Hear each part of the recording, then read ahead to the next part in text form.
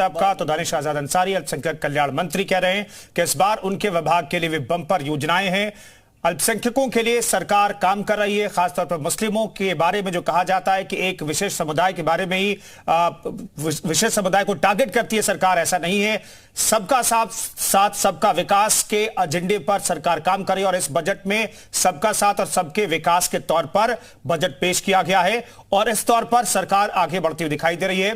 वो कह रहे हैं कि सर्वसमावेशी बजट है ये, अगले 5 सालों को टारगेट करते हुए $1 ट्रिलियन की इकोनॉमी को टारगेट करते हुए यह बजट तैयार किया गया है। फिलहाल बजट पर बातचीत करने के लिए तमाम मेहमान हमारे साथ जुड़ गए। अनिला सिंह हमारे साथ प्रवक्ता बीजेपी के जुड़ रही हैं, मनोज काका प्रवक्ता समाजवादी पार्टी के जुड़ रहे हैं, मनोज मौर्य हमारे साथ कृषि बजट एक्सपर्ट मौजूद हैं, वत्सल कक्कड़ एमएसएमई एक्सपर्ट हमारे साथ मौजूद हैं, विनय शुक्ला हेल्थ बजट एक्सपर्ट हमारे साथ मौजूद हैं और एपी तिवारी अर्थशास्त्री भी हमारे साथ मौजूद हैं। लेकिन सबसे पहला सवाल, अनिला जी, इस बजट को की तारीफ तो हम सुन रहे हैं, लेकिन विपक्ष को इस बजट में कुछ भी खास क्यों नहीं दिख रहा है?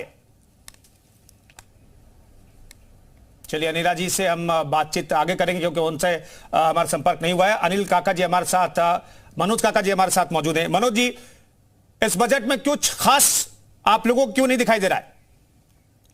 देखिए, बजट के पूरा जब आप उसका समग्रता से अध्ययन करेंगे तो उसमें यही पाएंगे कि तुम्हारी फाइलों में गांव का मौसम गुलाबी है, मगर ये आंकड़ा झूठा है और दावा किताबी है।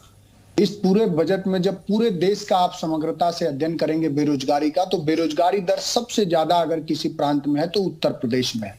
अगर कहीं के किसान से मजदूर में जा रहे हैं, जो किसानी सरवाइव नहीं कर पा रहे हैं बढ़ती खाद के कीमतों के कारण, बढ़ती बिजली बिल के कारण। आज अगर आप गांव में जाएं तो किसानों के घरों में बिजली का जो बिल है वो 1-1 लाख, 1.5 लाख करोड़, 1.5 लाख का आया है, एक बत्ती जलाने का और एक नलकूप चलाने का। उत्तर प्रदेश के नौजवानों, जब बेरोजगारी दर इतनी है तो रोजगार सृजन के लिए कोई काम नहीं हुआ। और जो अल्पसंख्यक कल्याण मंत्री मनोज जी, जिस आंकड़े की आप बात कर रहे हैं उस आंकड़े का जिक्र तो आज बजट में भी किया गया ना, और बताया गया कि जो 14% से ज्यादा की बेरोजगारी दर थी वो 4.2% है अभी। मैं चाहूंगा कि हमारी आपकी बात बहुत सत्य हो जाएगी। CMIA सेंटर फॉर इकोनॉमी का एक संस्था है, उसके अगर आप आंकड़ों पे जाएंगे तो आपको पता चलेगा उत्तर प्रदेश का बेरोजगारी कहां से कम हो गई। 69,000 शिक्षक भर्ती में क्या हुआ, 68,500 में क्या हुआ। हम आप जब बात कर पा रहे हैं तो उत्तर प्रदेश के शिक्षा मित्र जिनका समायोजन समाजवादी पार्टी की सरकार में हुआ, आज सड़कों पर हैं। आज वो बेकारी और बदहाली मनोज जी, किसी संस्था के आंकड़े को बेहतर माने आप उसे रिकॉग्नाइज करेंगे या फिर सरकार जो आंकड़े पेश कर रही है उसे आप बेहतर मानेंगे?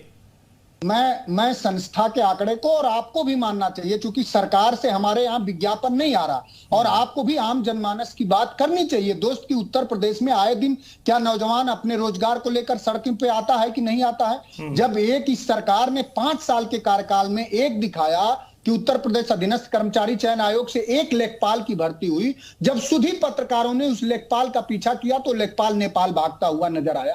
तो जिनके विज्ञापन में सिर्फ झूठ हो, जो सिर्फ झूठ का प्रोपोगंडा है, इनका विकास तो कानपुर में दिखा ही कि किस तरह से एक माँ बेटी को कुचल के और जला के खाक कर दिया गया। अब कुछ लोग इतने मरे, इतने कुछ लोगों। ठीक है मनोज जी, मैं लौटता हूं। तमाम एक्सपर्ट्स भी हमारे साथ मौजूद हैं, उनसे बातचीत कर लेते हैं। मनोज मौर्य हमारे साथ कृषि बजट एक्सपर्ट मौजूद हैं, सबको एक एक करके बातचीत कर लेते हैं। मनोज जी, दोबारा मैं आपके पास लौटूंगा।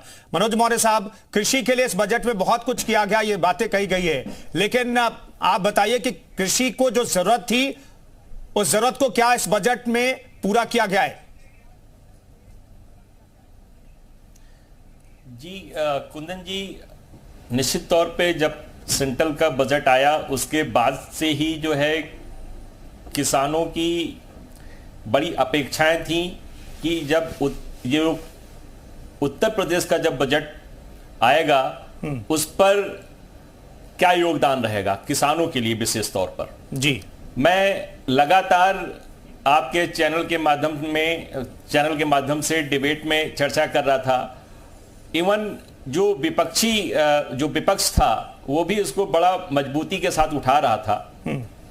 मैं इस उत्तर प्रदेश के बजट का किसानों के हित के लिए स्वागत योग बजट मानता हूं जी, जिसमें 3-4 चीजें थीं। जो एक सबसे बड़ा मुद्दा था वो था आवारा पशुओं का।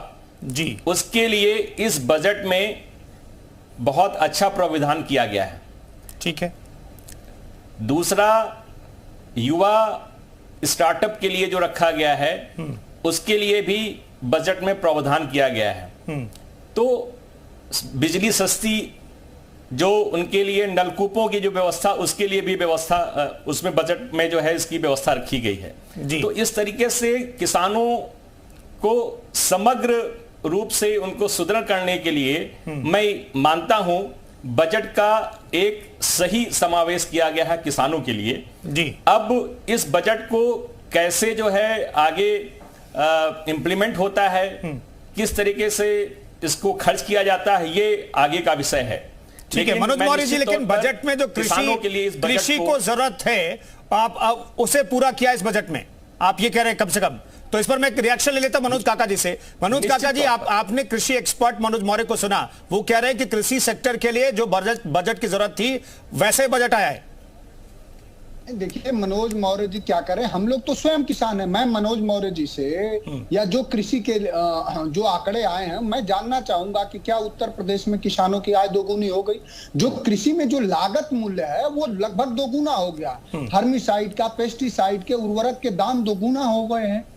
इसी उत्तर प्रदेश में बीजों के दाम दोगुना हो गए हैं। बिजली के रेट कितने हाई हो गए मैंने बताया कि किसानों के नलकूपों के जो बिजली बिल है वो 2-2 लाख रुपए आए हुए हैं, जो पहले की सरकारों में 1,000 रुपया, 1,500 रुपया आता था। तो जब सरकार कृषकों के संवर्धन हेतु कोई काम ही नहीं, बीजेपी के लोग कहते हैं कि भाई आप तो बिजली दे ही नहीं पाते थे, अब तो 18 घंटे 22 घंटे बिजली आती है। ठीक है,